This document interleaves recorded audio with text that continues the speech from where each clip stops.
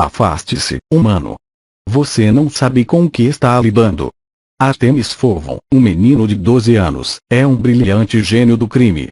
Mas nem ele tem ideia do que pode acontecer ao sequestrar uma fada, a Capitã Holly Short, na unidade Leprechaun. Estes seres encantados não são aqueles dos contos de fadas.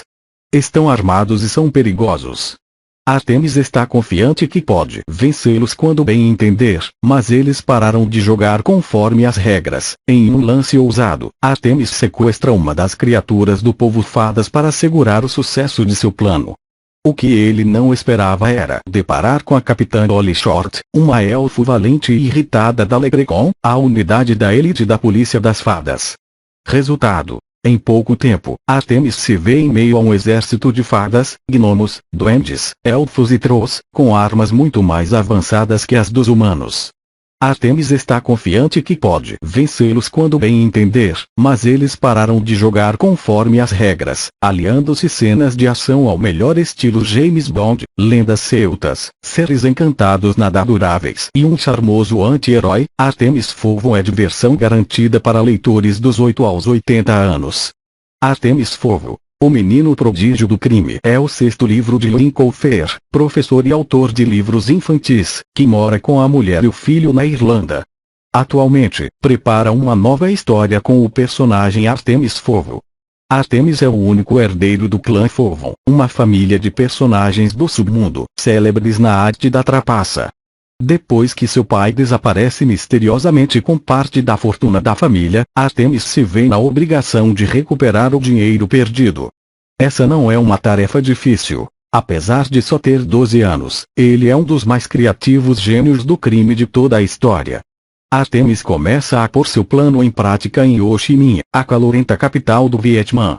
Lá, aliando tecnologia de ponta a seus dons criminosos, ele chantageia uma fada decadente para roubar seu livro, objeto que permitirá desvendar os segredos do povo das fadas e descobrir onde esse povo guarda uma enorme reserva de ouro. O único problema é que o livro está em gnomês, o idioma das fadas, um alfabeto ancestral, jamais decifrado por um humano. De volta ao quartel-general dos Fowl, uma segura mansão na Irlanda, ele trabalha freneticamente, com a ajuda de seu superpotente computador, até conseguir desvendar o código e traduzir o texto. Mas isso é só o início. Prólogo: como é possível descrever Artemis Fowl? Vários psiquiatras tentaram e fracassaram. O principal problema é a inteligência de Artemis. Ele confunde todos os testes. Deixou perplexos os maiores cérebros da medicina e despachou muitos deles de volta a seus próprios hospitais, balbuciando coisas incoerentes. Não há dúvida de que Artemis é uma criança prodígio. Mas por que alguém com tamanha inteligência se dedica a atividades criminosas? Esta é uma pergunta que só pode ser respondida por uma pessoa. E ele adora não falar. Talvez a melhor maneira de criar uma visão precisa de Artemis seja contar o relato, agora famoso, de sua primeira aventura vilanesca.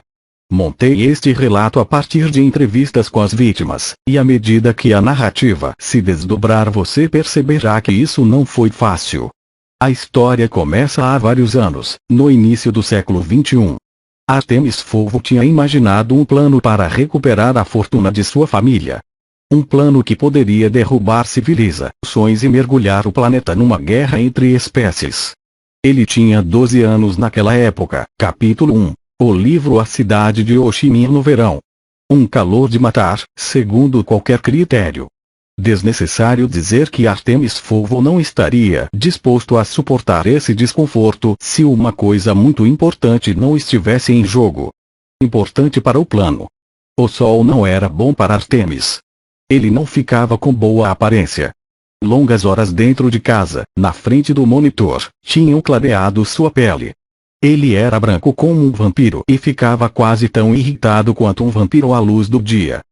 Espero que esta não seja outra busca inútil, Butler, disse ele, com a voz baixa e tensa. Especialmente depois do Cairo. Era uma censura amena. Os dois tinham viajado para o Egito a partir da dica do informante de Butler. Não, senhor. Desta vez tenho certeza. Nguyen é um bom homem. Murmurou Artemis, sem se convencer. Quem passasse por ali ficaria pasmo ao ouvir o enorme eurasiano se referir ao garoto como senhor. Afinal de contas, esse era o terceiro milênio. Mas aquela não era uma relação comum, e aqueles não eram turistas comuns.